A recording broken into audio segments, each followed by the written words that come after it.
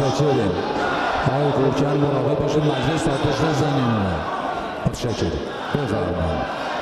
اگر اروپا و کشورهای مهم مثل روسیه و چین این خلأ بین المللی را پر کنند، شاید راهی برای ادامه مسیر باشد. در غیر این صورت جمهوری اسلامی با اقدامات هسته‌ای خود ایشان را سر عقل می آورد. و این را بدانند که در چنین شرایطی ایران هیچ تعهدی ندارد که در جایگاه گذشته خود در مسئله هسته‌ای قرار بگیرد.